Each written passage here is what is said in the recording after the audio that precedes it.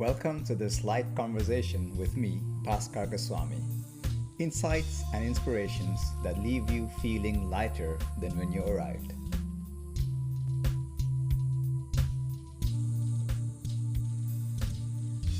A deep breath and bow and appreciation for this special time with dear Satchidananda-ji to have this light conversation. So thank you so much for being here with me today. It's an honor for me also. I'm very pleased to share with you. It's always a blessing to have what we call in yoga satsang, sharing of truth. Mm.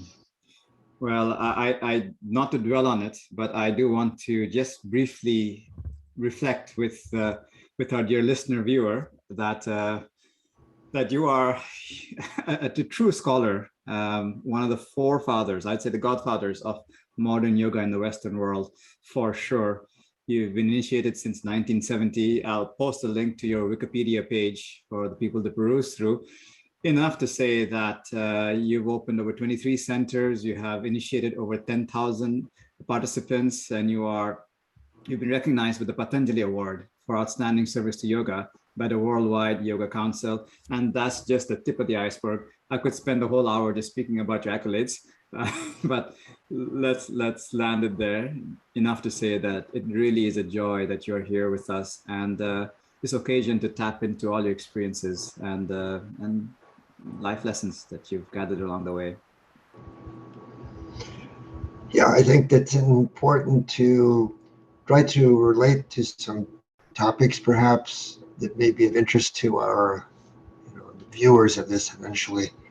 There is often a tendency to, especially among Westerners, to go for the teacher rather than the teaching.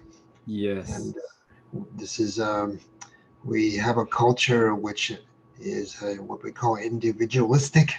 So as individuals, we try to distinguish ourselves, and in doing so, there's such things as competition and all kinds of egoistic manifestations. Mm-hmm. So my experience has been that also related to this is that in India, people were very familiar with many of the philosophical teachings, but you can't get them to do sadhana, to do yogic practices, especially the yogasanas. Whereas in the West, it's practically the opposite. People are totally ignorant. They don't even want to know about the teachings, but mostly they're interested in learning new techniques. And Isn't that fascinating? I totally resonate. When I grew up in India, there was a lot of bhajans and kirtans and pujas and so on. But the actual physical practice, I hardly ever saw it. Besides my father who practiced, but it wasn't at all well known. Yet you're quite right. In the Western world, we're seeing the flip side when there is almost a hyper focus on the physical practice, the asana. As a almost like a individuated silo, but divorced from the deeper perennial wisdom that it was born from. People, I think, ignore the deep influence that our cultures have on us. And by culture, I mean our values. The word culture comes from the Latin word cult, which means what do you value? What do you worship? And in a material culture, we worship material things. The temples today are the shopping malls, And in a spiritual culture, the material things are often put aside. And you're right about the Hatha Yoga being relatively unknown until recently in India, except among what would be referred to 100, 150 years ago as fakirs, people who were doing sort of gymnastics, sort of a extreme asceticism. Mm. And then people like Yogananda's brother and some of the forefathers of Iyengar started introducing health yoga as modern photography started taking pictures of the body and what it could look like. We started seeing a lot of health magazines, and yoga became a kind of a means for Indians also to become strong versus the Britishers.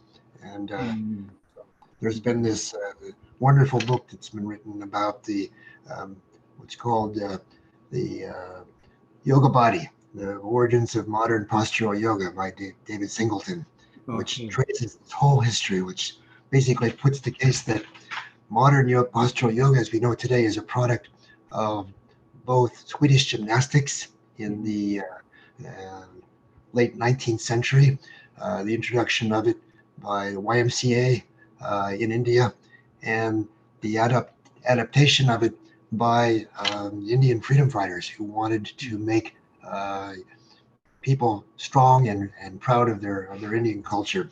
So there's a tremendous mixture that took place that was political and cultural involved in what was happening in India 120 years ago, which is totally ignored. And the luminary, I believe, the master teacher, Krishnamacharya-ji, was also in the forefront of this more athletic form, and Patabi Joyce and so on, really brought it to the world. Exactly. Yeah. You have, maybe we can start at if you're open to it, because I know 1970 you graduate from, I think, Georgetown University. How did that shift happen from academia into Babaji Kriya Yoga, and then you've literally met some of the greatest minds in this field, from George Furstein, Vishnudevananda, our own Madan Bali, so many people you met along the way. There's such a rich history to tap into. I'm wondering if you could just speak about that origin story. Well, I think in the late 60s, it was a period of cultural revolution in North America that was sparked by the civil rights movement and the anti-war movement. And in Washington, D.C. was you might say, the crucible where all this was going on. And it became clear to me after being at Georgetown for the first 2 years that there was just that the cultural values which were behind you might say the system at that time, the political powers that be, was not something that I could defend as in my chosen career, which was to become a foreign service officer. So I took a year, third year abroad in Fribourg, Switzerland, and while I was there, I had a number of experiences. I spent 2 weeks in the home of Salvador Dali, and that was kind of a turning point because he gave me another view of reality, which I had not been aware of. And along with some of the people who were associated with him, the other artists, I spent about 6 months, and it really sort of turned my world inside out in many ways. So when I came back to the United States, I had to make a choice, either to stay in Europe or not be an expatriate because I would lose my student exemption, or to come back and try to make sense of what I had. I think a week after I got back from the United States, I met a boyfriend of my sister in Los Angeles, and he took me to Yogananda's Selfrealization Lake Shrine in Los Angeles. It was near where I lived. And I read the autobiography of Yogi, and I was so impressed. It seemed to answer all the existential questions I'd been having in the last year. And I applied to become a monk in the monastery. And they said, you have to wait a year. So I went back and finished my last year at Georgetown. And a few months later, in December of that year, I saw a little advertisement for Yogi Ramaya. Actually, it was just an announcement saying Kriya Yoga class, free classes, near DuPont Circle. It was in a free newspaper. So I went there, and I learned that Yogi Ramaya was coming down once a month on the Greyhound bus from New York City, where he had been for 2 years, and giving a class. So I attended his class, and then the next one and the next one, and I was so impressed with him. And I decided it would be much more worthwhile for me to learn with a living master than with Yogananda's organization. So that's how I sort of made that transition. Mm-hmm. And during that period, there were more than 60 or 70 renunciant teachers, swamis and Buddhist monks who were in New York City. These were all pretty advanced teachers. There was a whole influx, particularly in New York City and in Los Angeles and San Francisco in the late 60s. And at one point, we decided to This was 2 years after Woodstock, which was in 68. 1970, we decided there was a committee that was formed in Los Angeles among a group of us to have a Kumbh Mela on a farm in Oregon. And this is where I met, at this meeting, I met Swami Vishnudevananda, and I'd also met Yogi Bhajan and his representative, and I was delegated as representative by my teacher. We tried to organize a Kumbh Mela. Fascinating, a Western Kumbh Mela. Yeah, it of course failed because of the under the weight of the logistics. But it was the plan was to bring 6 jumbo jets full of sadhus from India to this event. But anyway, so this was a time when people were imagining, you might say, cultural transformation and change, which of course lasted maybe a decade or two. And during that, during the 70s until the early 80s, one by one, a number of the teachers sort of met karmically, perhaps. They lost their reputation, and the word guru became not a respected term. So there was a kind of gradual decline, and I suppose many people got married and starting careers, and so yoga sort of went into a period in the late 80s where it was much in decline until the 1990s, where it sort of was reborn with its emphasis and adaptation to the stress and the needs of modern America, modern materialistic America. So my own teacher prescribed. He only wanted a few students, and what he asked, he would initiate almost anyone who was really sincerely interested. But then, in order to get further training with him, you had to make some commitments. And so the commitment I made to him was to live in his centers and ashrams, which were in. He would post me in different places, including India, Washington, Chicago, Los Angeles, and in each of these places, the requirement was that we practice yoga 8 hours a day. We have a job, work for 8 hours a day, and then the rest of the time was our own for rest or meals or shopping or whatever we needed to do to maintain ourselves. So this was something I did for 18 years. And of course, we were only a handful of us who did this. I think he never had more than about 15 people in his centers doing this kind of discipline. But and even before you were allowed to live like that, you had to show that you could do it on your own. So that was what I did in the first year before he allowed me to move into a new center that he started in Los Angeles in 1970. And then 1971, he sent me to Chicago, where I started a center there. And then he sent me to India, 1972. And then he sent me back from India to Washington, D.C., where I lived for 4 years. And then in 1977, he sent me to Montreal, Canada, where I lived for 11 years until we decided to start a center here in Eastern Townships, about an hour from Montreal. So it's been sort of a continuous progression from those early days. And the center in Montreal, we were the third center. The Shivananda ashram on Saint Laurent was there. The Integral Yoga was there on Park Avenue. Yoga. This is Satchidananda or Aurobindo? Swami Satchidananda. Satchidananda, yeah. Yeah. Yeah. And of course, yes, there was the Aurobindo Center, which was not an ashram, it's a center, the bookstore and a temple to Aurobindo. So all of these have survived. And these are like pillars. Why Montreal?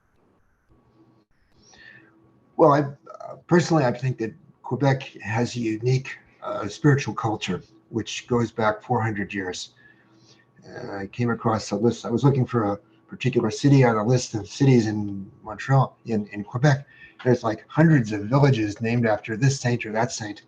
And until 100 years ago, the Catholic, even till the 1960s, the Catholic Church and the religious culture of Quebec dominated people's lives.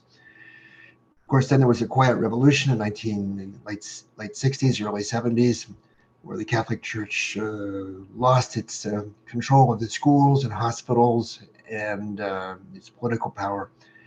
and there would create a kind of a vacuum. So for the next 20 years, Quebec was sort of like the California of Canada.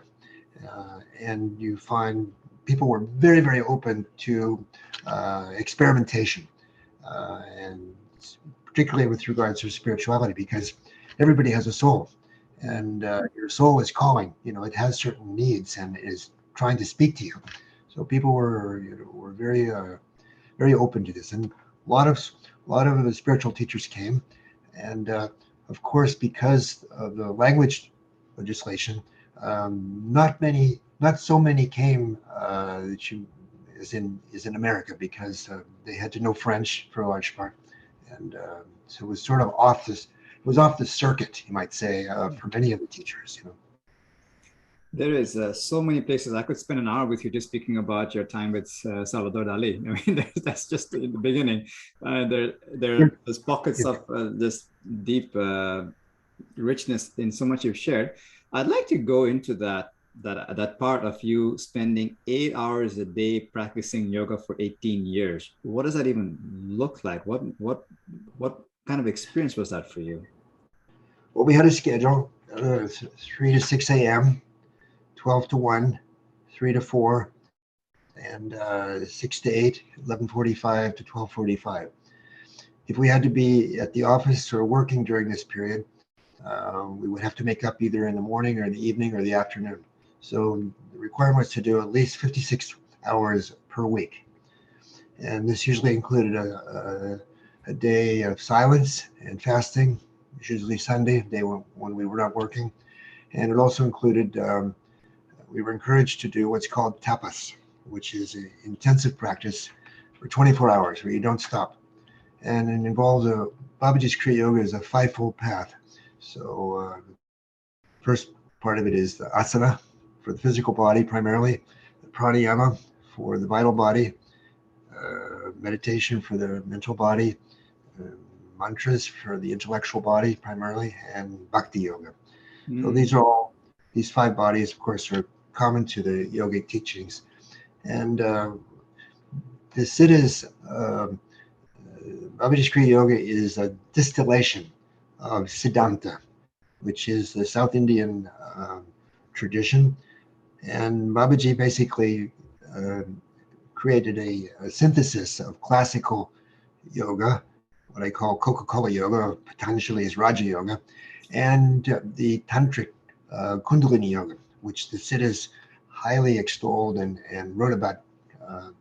Their main practice was the use of Kundalini yoga, because they felt that, as Tantra teaches, consciousness follows energy and energy follows consciousness.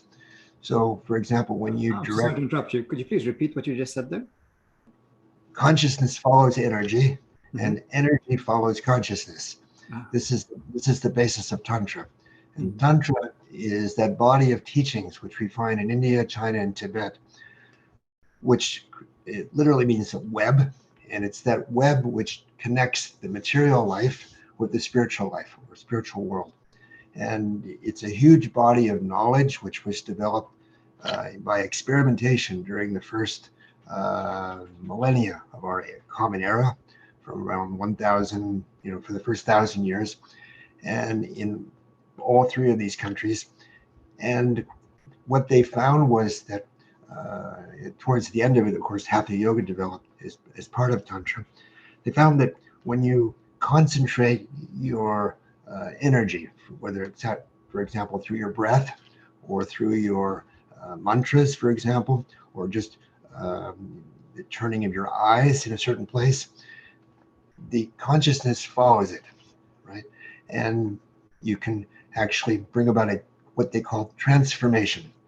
So unlike most spiritual traditions where the goal is basically to get out of the world, to go to heaven, or to see the world as illusionary, the Siddha's perspective on the world was that it's all divine. Everything is an emanation of the divine, which they refer to as Shiva. And that this divine being is actually creating through us, preserving things through us, for example, creating thoughts, creating emotions, creating sensual experiences, preserving certain memories, certain habits, certain relationships. It also dissolves. We learn new things and we replace them. We get new understandings. We dissolve relationships. It also creates through us obscurity, which is the fifth function, which is doubt, confusion, fear, right? And finally, grace, which is the fifth function. And grace is, unlike karma, the response of the divine being to one's call to, or one's seeking. So, for example, if you are confused about something, you're fearful, and you start praying to the divine, or you just find a moment of silence and you go out in nature, and suddenly you get a flash into your mind and you get an understanding. This is a grace, right? You get a clear view, right? And you can call it your inner heart, or you can call it the guru, or you can call it, your Aurobindo calls it the psychic being, right? So you have this divine being within you, which is trying to guide you, but because he loves you, like a mother loves a child, it allows you to make mistakes and to learn from your mistakes. But when you turn to that inner being, then it's there ready to guide you. And he's trying to sometimes to speak also to you in spite of your, you might say that your mind is very, talks very loud through its habits, and your soul speaks very softly, and you have to really be quiet to hear it, So much of what we do in yoga is, of course, is to try to quiet not only the mind, but especially the vital body, the seat of the emotions and the desires, because this is, basically it interpenetrates our mind and our physical body, or even our intellect. We can use the intellect just to rationalize emotional feelings that we have of resentment or anger or fear, right? Mm-hmm. Like a cunning lawyer. Yeah, we can trick ourselves into justifying mean-spiritedness and so on. That's right. So what I'm trying to say is that the Siddha's objective is to transform our human nature, not to simply accept it, not to simply try to see the world and the body as a place of suffering and a place to get away from in some heaven or in some liberation, but actually to bring about you might say, the realization of our full potential as human divine beings. So the Siddhas, like Babaji, are examples of those who have done this. So is Ramalinga. Ramalinga was probably the most recent Siddha to have attained this state of even physical immortality. And we've just published a new book about him in French. It's an ebook. It's on our French pages of our website. Please post a link. I'd be grateful if let me know, and I'll post a link in the description. Yeah. So, if I may summarize to the best of my ability, we have the 5 pillars: asana, pranayam, there's dhyana, mantra, and bhakti. And the intention of these 5 pillars is to facilitate this transformation into our full potential and to tap into this soul voice that speaks quietly. If you tone down the loud voice, you get access to something, I would say, which is transpersonal, non-localized. How would you describe that voice? Well, you can call it the voice of your soul. Mm-hmm. In the Advaita tradition of India, they speak about the Atman, which is a sort of part of you that is a passive witness.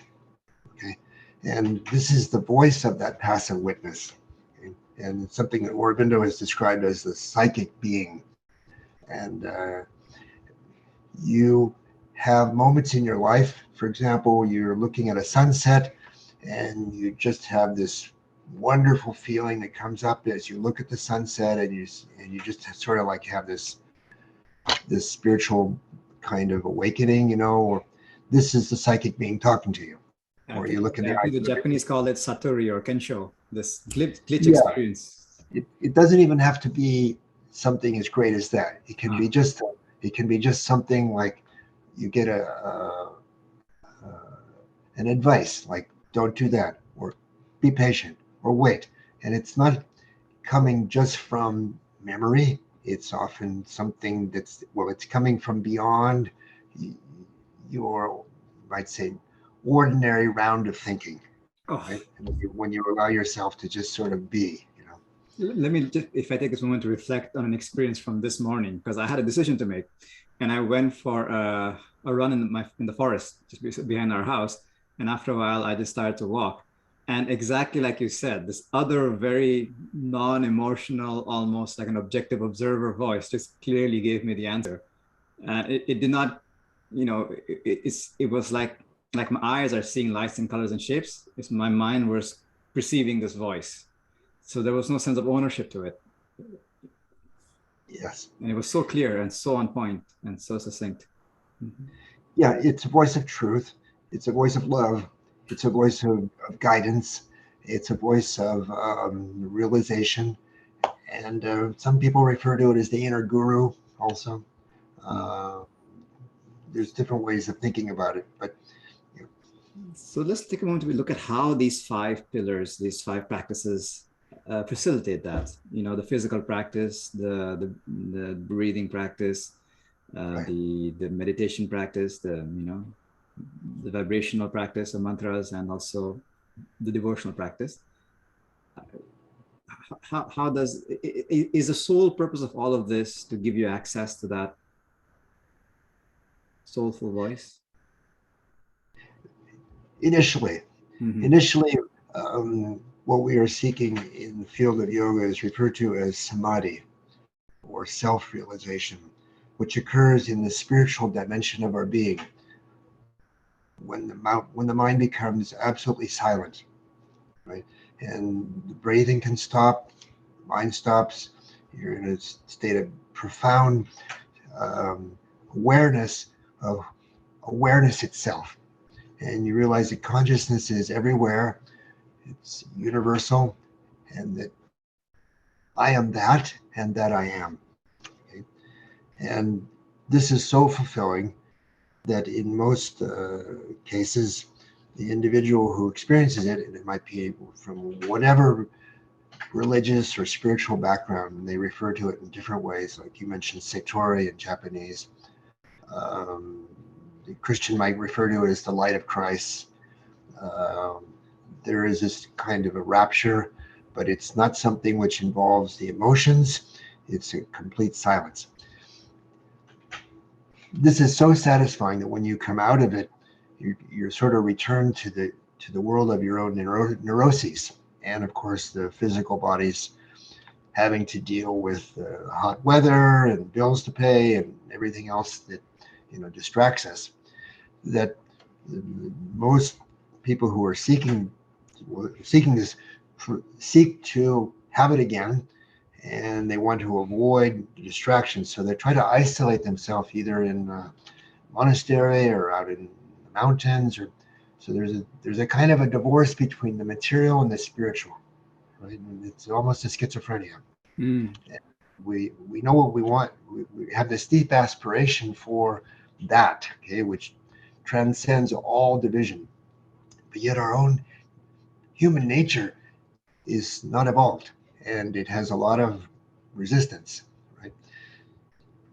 As one deepens, however, what we refer to in yoga, Babaji Kriya Yoga, as surrender. Surrender the perspective of the ego, that I'm the body, I'm the mind, I'm my emotions, I'm my little life story, I'm all the things I want to do. As we surrender more and more of that, we become a sage, in which the intellect is able to know truth by identity. It can actually speak on many different subjects simply by concentrating on the topic, and inspiration comes. This is what we refer to as someone who's a sage, right? They have surrendered at the level of the intellect, right? Mm. And they start communicating it through talks or through books, because they have that facility, they have that inspiration. As the surrender deepens into the mental plane, they may start to manifest greater human potential, which we call siddhis, or yogic miraculous powers. And there's 65 of them written about in the Yoga Sutras in the third pada, third chapter. For example, clairvoyance, clairaudience, levitation, materialization. And as a surrendered, these things, of course, are not encouraged because they can also become a distraction, just like becoming reinforced duality. Yeah. Yeah. Even a sage could become so full of his knowledge that he gets distracted by that, right? And it's sort of like trying to describe the wonderful meal you had in Maxime's restaurant in Paris and never really going back to the restaurant, right? So typically sages don't even want to talk about it because it's so limiting to try to put things into words. This is And then yeah. Please go on. Yeah. So when the surrender becomes even deeper into the vital body, then you start to manifest even more greater powers of materialization, for example. So, for example, you have these things, healings and being in two places at once. We can. Yes. I think right before yogi, the book goes into that. Some of these siddhis. Yes. Neem Karoli Baba, he manifested these things. And of course, the danger always there is that powers can become an end in themselves. So finally, the surrender occurs in the physical cells of the body, and they give up their need merely to be comfortable, to eat, and to sleep, and they become infused with this supreme consciousness. And this is what we find in the case of Babaji and the 18 siddhis. Each of them surrendered even at the physical level. And in the case of Ramalinga, at the end of his, might say in 1870, 78, when we lost sight of him, he complained to his disciples, "You people, I've been trying to teach you these things all these years and you haven't been listening to me, so I'm going into my room and you won't see me again," right? And that's what happened. They locked up the room, and when they opened it again, he had disappeared. But he left this book we talk about. He promised to come back in 150 years, which will be 2023. And I have a student who actually went to this place in South India where he lived, where he disappeared from his home. And the caretaker there was trying to answer the questions of these scientists who were with him, who were from France, who were asking all these questions about Ramalinga. And he prayed to Ramalinga to help him, and suddenly Ramalinga appeared and he answered their questions. So he didn't leave the physical. He became invisible, let's put it that way. The siddhis are, like Babaji, choose to be not public figures according to because their work is much more effective when the teaching becomes important and not their person. Because people are lazy, right?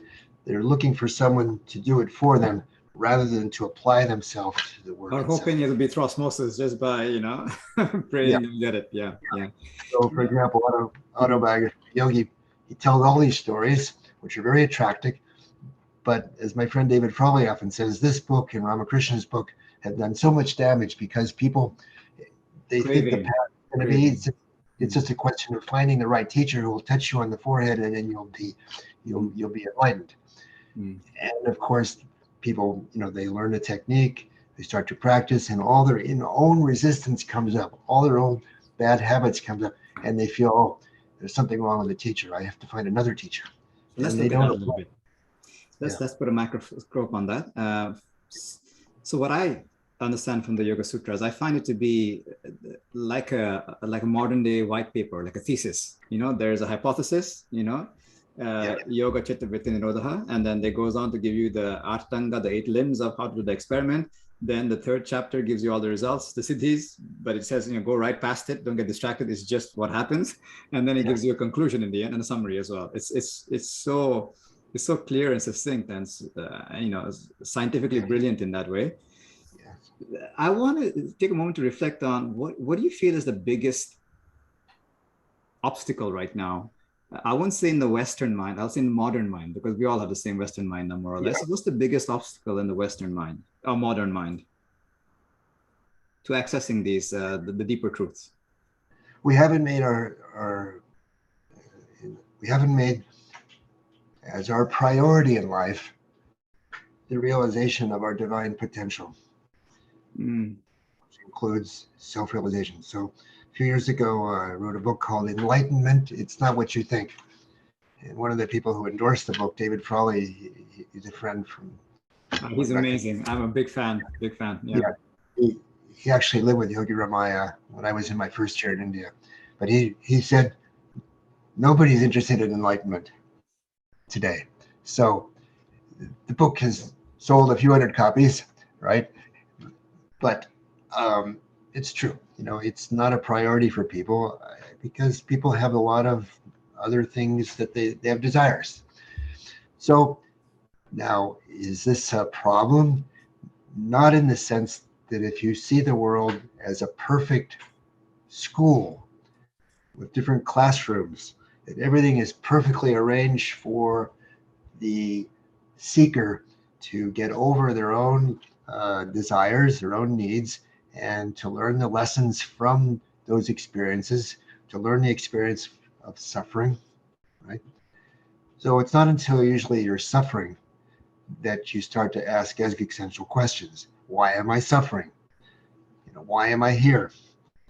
Is there a God? Do I have a soul? Who am I? Right? So it's not until you begin to ask those questions, right? And unfortunately, I would say that as you say, in the modern mindset, we don't ask those questions because we are culturally, you might say, encouraged to seek material things, right? And to seek a kind of different lifestyle that it involves consuming, being an individual, consuming, perhaps even being political. So there is this, and of course there can be, the argument of people who are, you might say, activists, is that, well, spiritual people, they don't give a damn about the world, right? And this is the case for most spiritual traditions. If you ask a Christian or a Muslim or a Jew what their goal is, it's to go to heaven. And if you ask a Buddhist or a Hindu what their goal is, it's to have liberation from the cycle of birth and rebirth. So do they have something in common?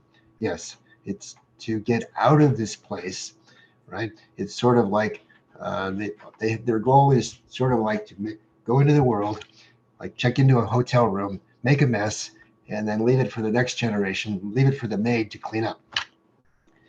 So yes, we learn from this, but the mess is so great now in terms of the climate and what's happening, I don't know if there's going to be a world that's going to survive, that'll be in the sense that we could wipe out most of humanity in the next few decades, if we don't do something about global warming, for example.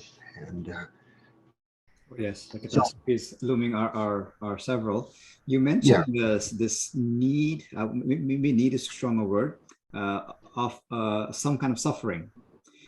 Do you mean it as a prerequisite, or is it just the more normal way people enter into these more perennial questions and explorations? What's the role of suffering in our prioritizing enlightenment? Because suffering is going to happen the way the world is unfolding. All of the Eastern traditions that I'm aware of, whether it's Buddhism or Hinduism, the various branches, the primary problem that they are addressing is suffering, and they each have their own prescriptions for it. The in terms of Christianity, of course, they have another approach. It's, yes, I'm suffering, but Jesus suffered for me on the cross. I believe in him and as my savior, therefore my sins are forgiven and I'll go to heaven. So it's a kind of different formula. But fundamentally, I think people were attracted to Christianity out of suffering also. At least they're seeking. They're seeking a way of overcoming their bad habits, or their sometimes they're indoctrinated in it, and then that also becomes a form of seeking, you know. So I know I entered into the practice because I had tremendous back pain. So I was seeking a solution for my back yeah, pain. So yeah, suffering got me into this path. It's almost like saying that we're not prioritizing enlightenment because there's not enough suffering, which is a unfortunate way to frame it. yeah. No, I think you've hit upon the right way of considering it. People, yoga, the word yoga is a homograph, a word that means different things today. And essentially in the West, it has been adapted to our Western culture because of all the stress that we have, because of the fast-paced modern life and all the illness that has created. People have found that yoga helps them not only to overcome physical ailments, but also to prevent them. So there's been I think a couple of years ago, people were spending more money on alternatives like yoga and acupuncture and alternative medicine than they were on allopathy because it works, you know. So this is primarily how people are approaching yoga, and it's only after some time, as people relax, you might say, learn to take care of the physical body, keep it healthy, start to feel good, get over their health problems, then they become aware of something deeper within. The energy, their mind, their emotions, maybe at the next level. That's right. And then they become interested in meditation, and perhaps at that point they start asking deeper questions. It's usually a progression like that, you know. So if I was to grant you, with my godlike powers, a magic wand that could change how yoga is perceived and practiced in this modern world, would you be? What would your wish be? How could it be reframed to be, I guess, more valuable and better utilized in that sense? Well, it's not that I would want to be in that position, because I think there are already a number of siddhas like Babaji who are in that position. Right. And if you might have read the book "Be Here Now" by Baba Ram Das, you know, It's a classic. I love it. Yeah, he had a moment where he realized that his teacher had these powers, and yet he allowed things to be as they are, because, as I said earlier, it's all the things happening in the world today, individually and collectively. It's our own yoga mat. It's our own place of practice. It's where we all have a responsibility and an opportunity to work on ourselves. So this whole thing is a yoga mat. yeah, it's a place. It's where we do our sadhana. So we don't divorce our spiritual life from our, like, for example, you're the father with 3 children. Your children are your place of your sadhana now, where you have to cultivate compassion, and you have to cultivate your intellect to be able to communicate to them effectively, and you have to be an example for them, right? And you have to work on, you put aside your own egoism in many cases. So there's so many challenges, you know, the yoga of being a parent, you know. Oh my gosh, yes, indeed. Very humbling, very humbling challenges. I love this notion that the whole world is, your life is a yoga mat. Did you ever have a chance to meet Baba Ram Das? Did that ever happen for you? Yeah, he came to Montreal twice. The first time, I think I'm once in Montreal. He on St. Catherine Street, near Barrie. There is a church there, an Anglican church. He gave a lecture there once, and I spoke with him afterwards. And also, I saw him at the Unitarian Church on 16th Street in Washington, D.C. around 1974. Yeah, so I haven't had much contact with him, but I admired his books, you know. Yes, beautiful soul, one of my favorites, absolutely. Yeah, he was, of course, instrumental in helping many people move from their interest in psychedelics to yoga during that period. You know, Timothy Leary sort of promoted psychedelics, and he collaborated with Richard Halpert and Baba Ram Das, but they parted ways, and he decided that after meeting his teacher, named Kroli Baba, that he of course wanted to help people to appreciate that approach. Here we are, and from this perspective, nobody has a crystal ball. Nevertheless, I'm wondering what sense you have about the future of humankind and where we're heading into, and what role Babaji's Kriya Yoga might play in this. Well, I'll start with the first question. I mean, Babaji's Kriya Yoga is taught through a network of teachers who teach according to a standard, and they belong to a lay order, which I founded in 1997. And one of the unique things about it is that all of them have their own means of support. So they don't have they have employment, they have jobs, or they have businesses. So they're teaching not as professional teachers or as a way of making money, but as a way of simply expressing and sharing their love and knowledge and experience of yoga with others. So Karma yogis, essentially. Yeah. So I was inspired by the orders of Tibet and the Hindu orders that which are found in some of the monasteries in South India, particularly, which have been around for more than 1,000 years. Christian orders also.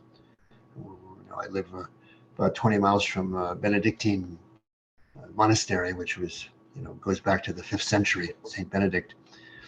So an order, of course, is a group of individuals, usually a very small number, who have dedicated their lives to a practice, a sadhana, and in most cases they are renunciants, and you might say the monastery or the order that they belong to takes care of their physical needs so they can concentrate on their spiritual practices.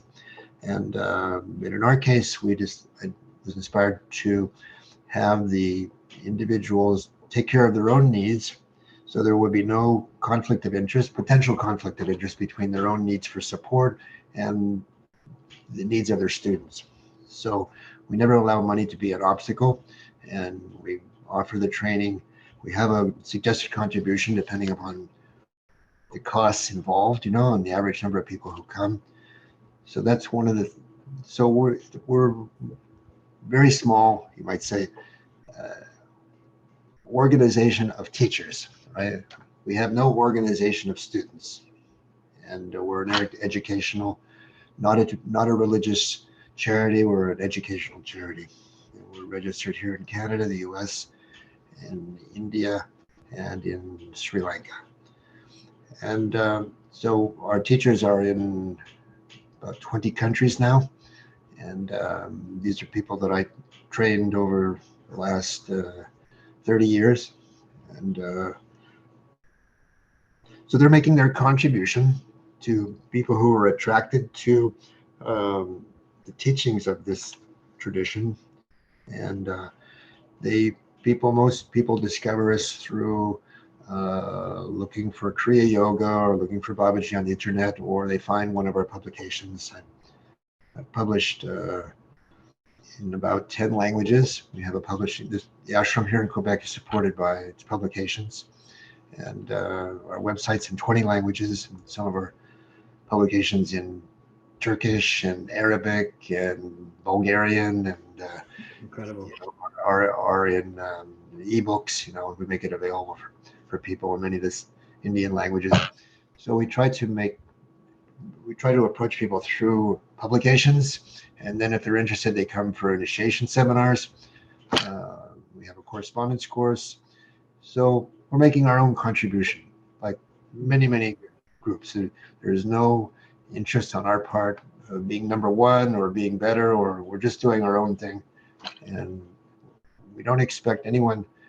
We invite people to come and practice, try the things, like you said, like a hypothesis, see if it works for you, give it a good shake, try it for at least a year.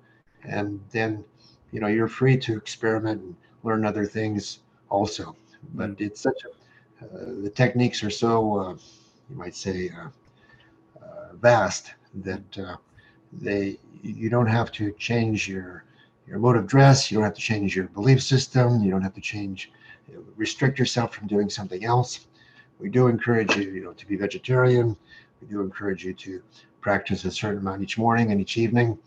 And if you want to learn more, then we have 3 levels of training.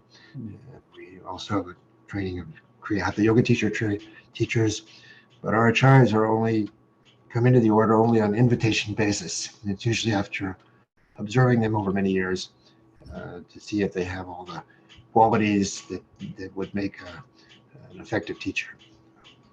Yoga, I find in the world right now, is like a typical human mind. There's a lot of things screaming and shouting, but the real stuff is soulful and silent.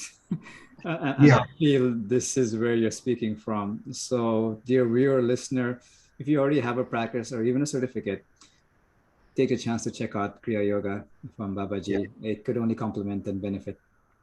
Yes. And it is silent and very, very profound. Yes.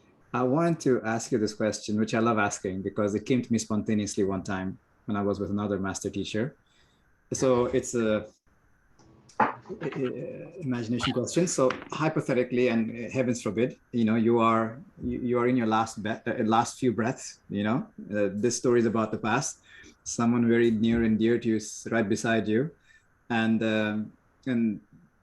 you just have a few breaths left to share. Perhaps the most profound, helpful thing you can share. What would you say to this person? The person who has only a few breaths? Well, you have a few breaths left. The person is just there for your guidance. So what is your parting word? What would be your parting words of wisdom? Heavens forbid if you were in that position. Oh, I think it would simply be to concentrate on the sound of Om. Ask them to remind me to concentrate on Om and to remind me to turn my eyes up to the crown in case I had forgotten to do that, so I can make a conscious exit from the crown. This is called Mahasamadhi. So that's all I would need is just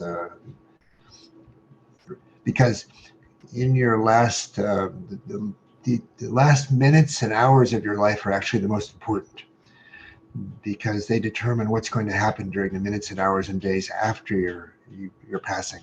It's only the physical that stops immediately. The other bodies continue depending on how much energy they have in them, and depending on their desires, their needs, their memories, they bring new experiences afterwards and even bring you back into this world at some point. So you can bypass the astral plane, you can bypass even coming back here, unless you're, like myself, called to come back or inspired to come back to finish this transformation by simply concentrating at the crown of the head, turning your eyes upwards, breathing deeply, and out you go. So this is called the Mahasamadhi. And leaving on the in-breath. Your attention in the sahasrara.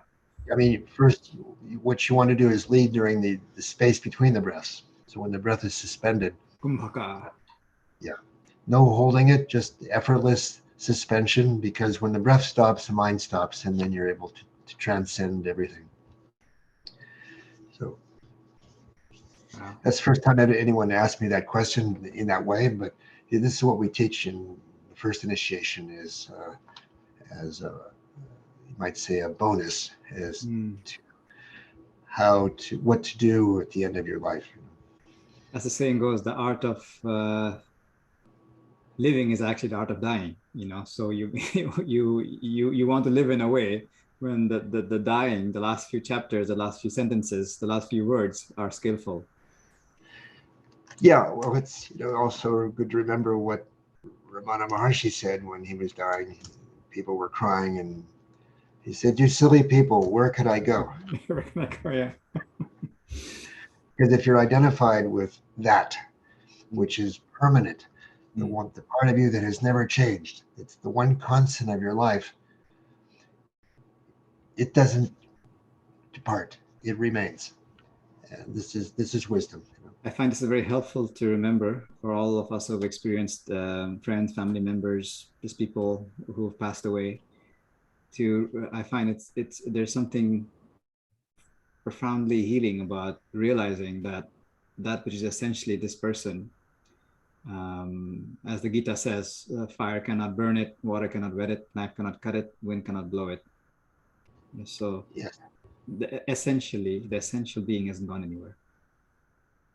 The saints would say, Anbu Shivam, love is God. Many saints have said God is love, but only the Siddhas said love is God.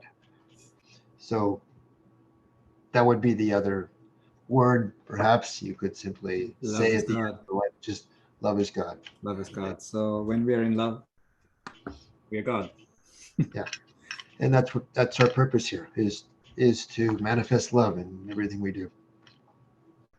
Now, maybe we can end on a gift to All right. to whoever was with us this whole time. Is there a short practice perhaps that you could share that might allow us to touch upon a different state of awareness? Would you have a short practice? Maybe 2 minutes or Yeah. so? Yeah. Okay. So one could simply begin to follow the breath, just to observe it,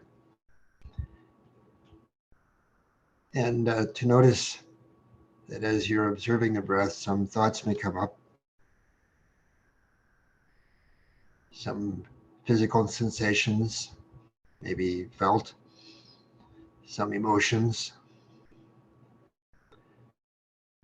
and then to begin to notice that all these things are appearing and disappearing in a field of light, sort of like what appears and disappears on a movie screen. And as you follow the breath, mentally repeat, I am that. We call this hum, H-A-M in Sanskrit, during the inhalation, and sa, or that, during exhalation.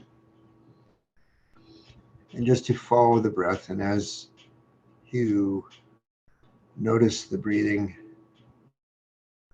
slowing down, you'll notice that the thoughts are also becoming less frequent.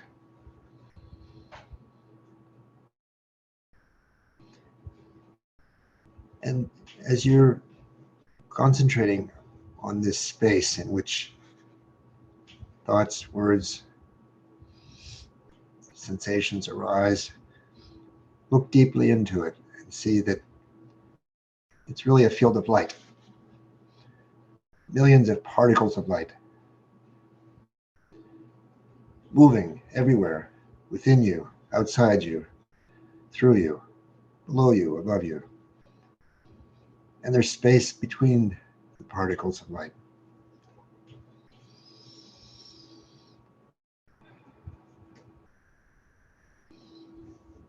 Now, if I ask you, who are you? What would you say? It's no longer adequate to simply refer to your name, which is like a wave on the surface of this ocean of being, in which these light particles are moving.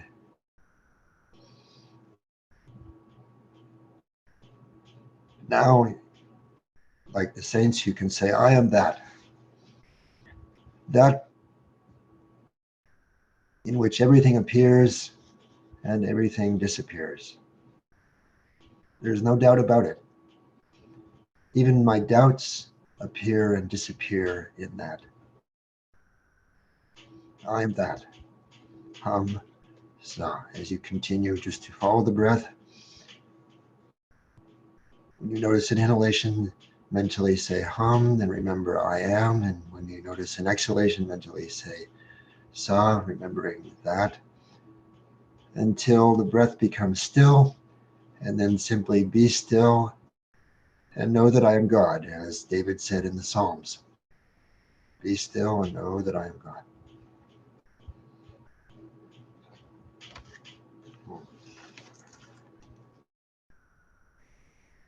I have this meditation at the end of the introductory lecture on my website.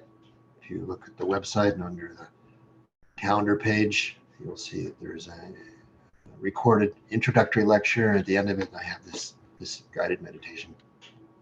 So beautiful. Hamsa, Tumsa, Hamsobsa. Yeah. Yes. Thank you. It's been, Thank you, it's been a joy. Satchidananda. It's been a joy to share with you. It's the first time I'm doing this. I think I generally avoid Zoom. I find it difficult to talk to a screen without feedback, but when there's someone there, then it makes it so much easier. You know? Well, on behalf of everybody who had a chance to experience this, thank you. So, dear friend, if this conversation lightened you up in some way and you feel moved to do so, please comment, like, and share. Above all, let's keep lightening each other up. Until next time.